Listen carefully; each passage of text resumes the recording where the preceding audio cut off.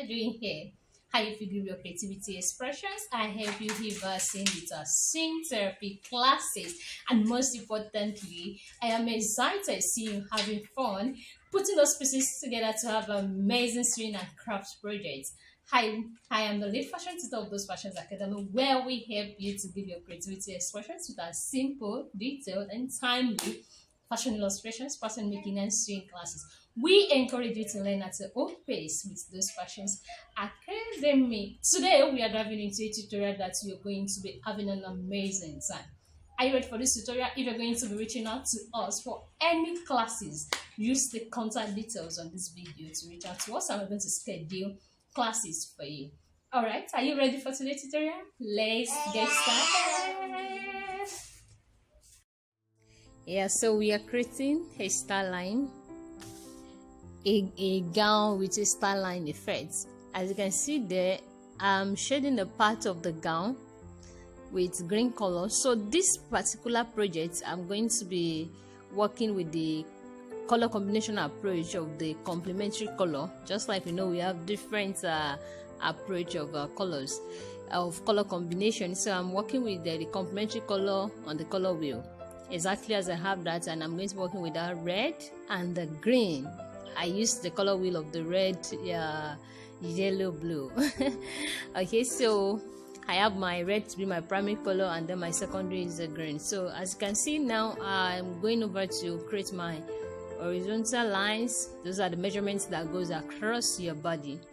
So right there, I'm creating the lines, and then I put my dart, the standard waist dart, which is we are having a double pointed dart on there. So label, I'm labeling it the chest, the bust line, your waistline, your under bust line, and then your hip, and then your knee line. Those are our horizontal measurements. Those are the measurement that goes across your body, that is divided by 4 to input on this measurement. But this particular is cut on fold. So after putting my standard dart, I'm also going to be, so I reduced my standard waist dart by 1/2 inch, and then I replaced it back.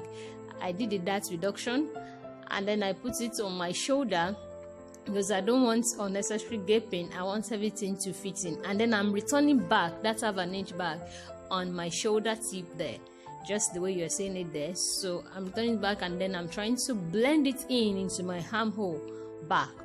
Do you get it? So when you take your dart, you return it back.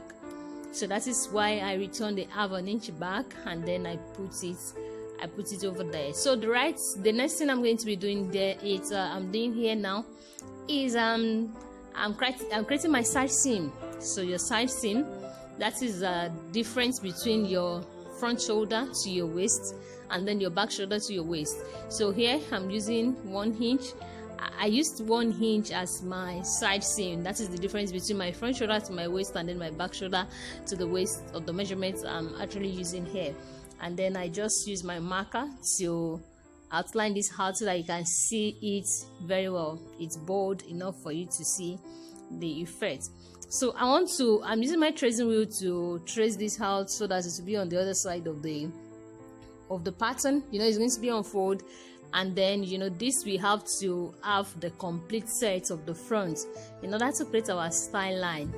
So I'm copying all the lines. Remember, the work of the tracing wheel is to help you make your job faster, to help you to copy one pattern to the other pattern. So with this now, I'm going to go ahead, and then I'm going to open. I'm putting my measurements of the side, and then I also create I'm putting all my measurements. That is for my hip, and it goes down to my knee. So I try to blend it down. Okay, so all I did here is all those things to do on your basic gown. So just start, I contour some aspects of it by also putting my shoulder dart, by also putting my side seam and all the like. So I open it up now, and then I'm going to be outlining those lines I actually use my tracing wheel to take, so to complete all the sets on this pattern that I'm actually working on right now. So exactly what I'm doing now, so I'm extending all the horizontal lines. So go ahead and do so, extend all your horizontal lines. So after you are done doing that, also copy everything. So tracing wheel has helped us, tracing wheel has done a good justice to this to help us for this. So let's talk about style line. As I'm copying all these style lines are the seams that give your garment a unique look. They can be placed as you wish. It doesn't have a constant this thing. No, it doesn't have a constant line, a constant shape. Whatever is coming to your hair, that's style line. So the major thing is just you ensure you contour all the aspects you are meant to contour, and take all the that unnecessary thing you have to do on the basic pattern you're working with before you create a style line, so you have a very perfect fit. I'm done copying all this. So right here I want to weaken the leg of my dart, and then I'm going to be taping all the darts. I'm going to be closing all the darts. So yes, because I'm not going to be fixing any darts in this when I'm seeing again. So because style line is going to be going into it, so I have to close all the darts. So I'm closing all the darts. So if you notice that I'm closing the dart to the direction of the largest part of the body. So when you're closing your dart, for every of your dart intake, always remember that it goes to the largest part of the body. So you can see on my bust area where I'm taking the dart, actually that is coming down. So you take your dart, the dart direction should come down, and then on my waist, when I tape down the dart, tape it in the direction that it goes on to the side of the two darts, and then on the shoulder, so it doesn't go to the side, not to the middle, so it goes to the side. So taking the direction at which you take your darts, it's also very important, so take note of that. Don't jeopardize that. Yes, they allow the fitting and the sitting well of your garments or your body. This is looking beautiful already. You can see how this is actually looking. Look at the bust. So look at it, it's not laying flat any longer. So that is what we have there, removing all the necessary gaping all over the body, removing all the darts, contouring it. So we have this. Excellent. So I'm going to be removing my armhole. Okay, so I cut out the armhole. And then the next thing we are now going to be diving into right now is now create a style line once you have this. So this is like a basic now. So you've already contoured, you've already removed all the necessary aspects you are meant to remove. Remember that style lines is made primarily for the purpose of its visual effects. You can also have you want to color blocking effects and all that, just like this thing we are doing right here, that we want to have a red, we want to have a green. So right now I'm going ahead to create my style line. I didn't just do that with a marker immediately, so I use my pencil first. So don't go ahead with a marker that you can erase. So use something that you can easily clean, because when you're making the lines and just like, no, I don't like this line, I want to do it again, so it won't be like you're wasting your pattern or you're placing your papers. You get that, right? Okay, so make do with a pencil first. So when you now get the lines perfectly and you see that you're comfortable with it, why not? If not, you can outline with a marker to see the beautiful job you've done. Yeah, our hands are gifted and we are talented people. So you can see right there, so I am actually outlining all this out for my style line. Exactly, beautiful. Look at how this is looking. This is looking